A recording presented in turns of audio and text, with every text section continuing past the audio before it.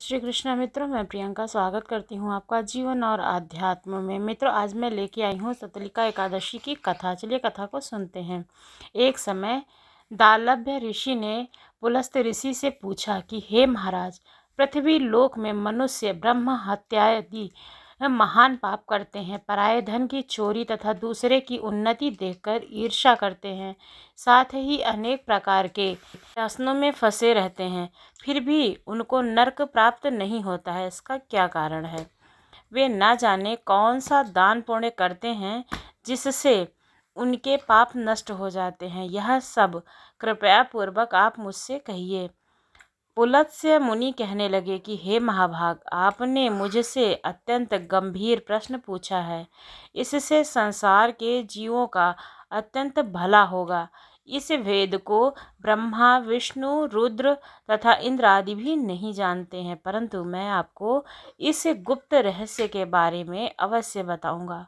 उन्होंने कहा कि माघ मास लगते ही मनुष्य को स्नान करके शुद्ध रहना चाहिए, इंद्रियों को वश में करना चाहिए, काम, क्रोध, लोभ, मोह, अहंकार, ईर्ष्या तथा द्वेष आदि का त्याग कर देना चाहिए और भगवान श्रीहरि का स्मरण करना चाहिए।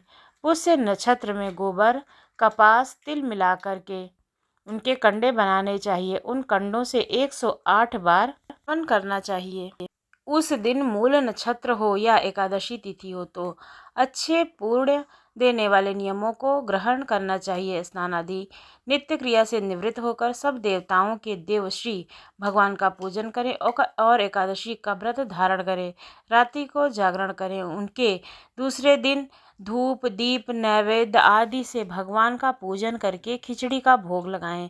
तत्पश्चात पेठा, नारियल, सीताफल व सुपारी का अर्घ देकर स्तुति करनी चाहिए। भगवान, आप दीनों को शरण देने वाले हैं। इस संसार सागर में फंसे हुए का उद्धार करने वाले हैं। हे पुंडरीकाक्ष, विश्व भवन, हे सुब्रह्मण्य, हे पूज्य, हे पूर्वज, हे जगते, आप लक्ष्मी सहित इस तुच्छ अर्घ को ग्रहण करें। इसके पश्चात जल से भरा हुआ कुंभ यानी कि घड़ा ब्राह्मण को दान करें तथा ब्राह्मण को श्यामा गौ और तिल पात्र देना भी अति उत्तम माना जाता है। तिल स्नान और भोजन दोनों ही श्रेष्ठ है। इस प्रकार जो मनुष्य जितने तिलों का दान करता है उन्हें ही 1000 वर्ष स्वर्ग में उतना ही ज़्यादा मिलता है। तिल स्नान, तिल का उपटन, तिल का हवन, तिल का तर्पण, तिल का भोजन और तिलों का दान, ये 6 प्रकार के दान होते हैं। कथा सुनते हैं। काफ़ी समय पहले की बात है। एक नगर में एक ब्रह्माणी निवास करती थी। वह श्री हरि भगवान विष्णु की भक्त थी। ब्रह्माणी भगवान विष्णु के प्रत्येक व्रत को पूरी श्रद्धा और नियम से किया करती थी। एक बार ब्रह्माणी ने श्रद्धा सहित पूरा 1 माह का व्रत रखा, जिसके करने से उसका तन तो कमज़ोर हो गया, लेकिन उसका मन जो है वो एकदम शुद्ध हो गया था।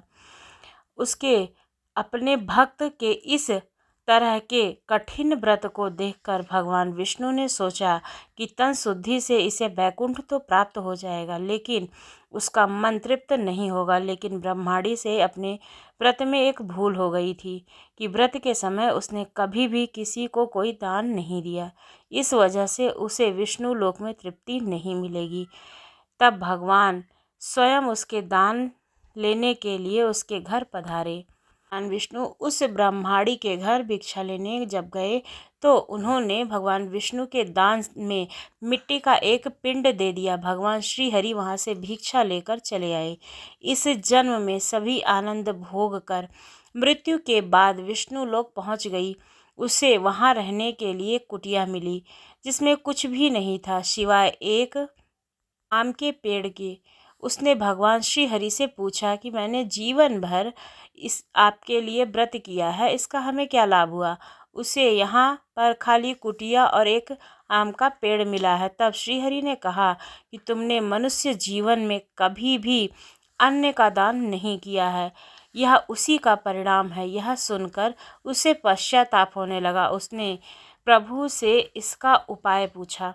भगवान श्री हरि विष्णु ने बताना शुरू किया कि जब देव कन्याएं तुमसे मिलने आई थीं तो तुम उनसे षष्ठालिका एकादशी व्रत करने की विधि विधान पूछना। जब तक बारे में ना बता दें वे तब तक तुम उन्हें कुटिया में आने देना। द्वार मत खोलना। भगवान विष्णु के बताए अनुसार ब्रह्माणी ने ऐसा ही किया और कुटिया के द्वार नहीं खोले।